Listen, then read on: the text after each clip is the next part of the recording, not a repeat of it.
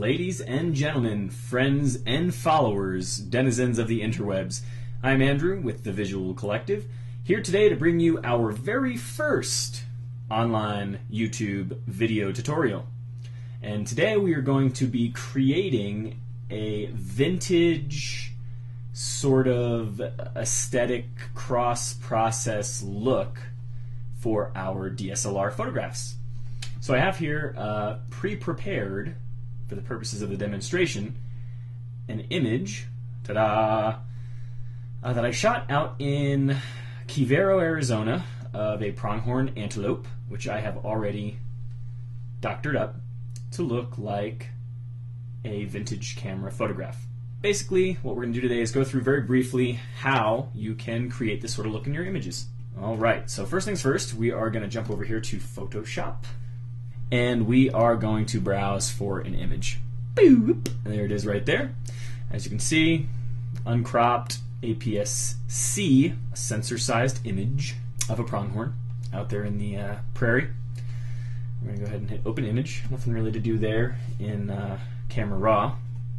And there we go. So first thing we're going to do, seeing that this is a raw image, we're going to resize it. We'll just scale it down to 72 dpi. No reason really to have a gigantic photo.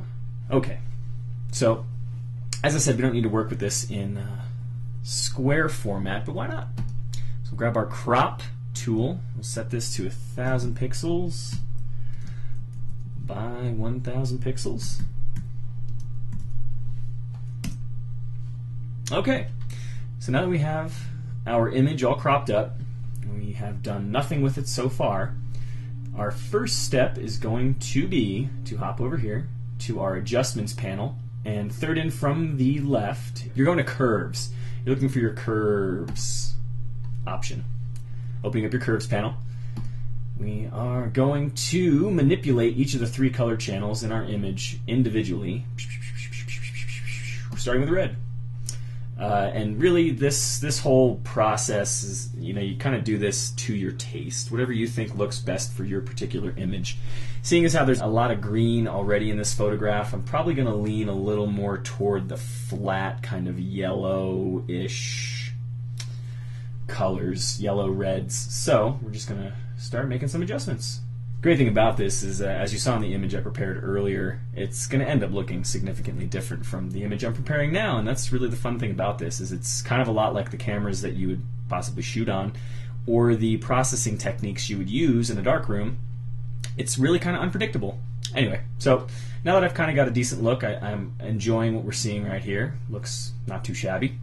I'm going to go ahead and I'm going to apply a vignette. So I'm going to select my elliptical marquee tool. I'm also going to come up here to where it says feather, and I'm going to feather that selection by 20 pixels. You know what, we'll make it 30.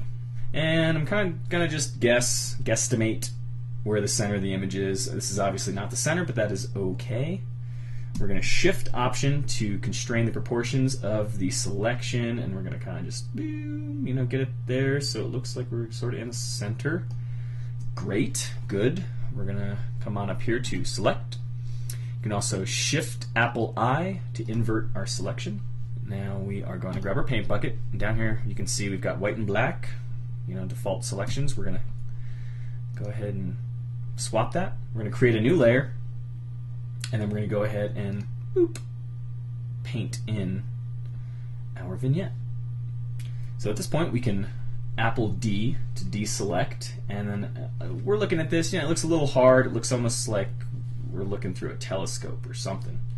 So we have a few options. We can grab our layer vignette, again, Shift Option, select, and then drag it out. So we kind of reduce the vignette, just increase the size of the layer, and then we're also going to reduce the opacity a little bit, so it's not quite as pronounced, a little more subtle.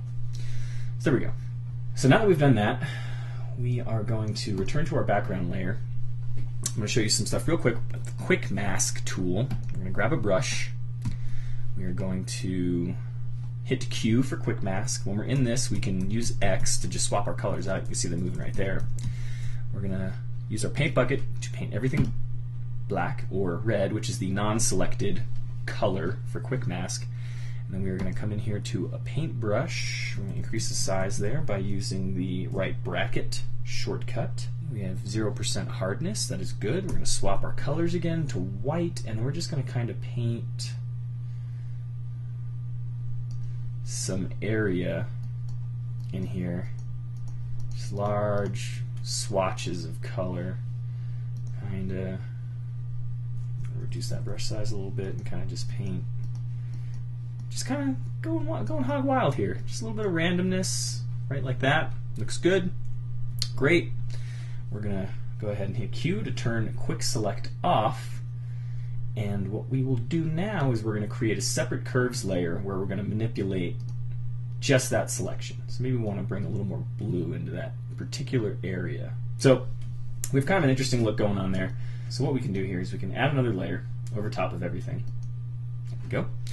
We can come in here and select kind of a pale sort of yellow. That looks good. And what we're going to do is we're going to paint that over the entire layer, like so. Then we're just going to reduce the opacity on it, and we're going to change the blending mode to multiply. And that'll kind of increase that look that we're going for. So we have a nice interesting range of colors and kind of funkiness going on here. So what I'm going to do next is I am going to be sure that this is good, this works for me, and I think it does. So I'm going to go over to Image, we're going to go to Mode, and we're going to change our mode from RGB color to Lab color. This is then going to prompt us to flatten. Gotta do it. So it flattens all of our layers down onto a single layer. Now we are unable at this point to edit any of the changes we have made previous. So what we're going to do now is we're going to come in here to Filter, come down to Sharpen, and apply an unsharp mask.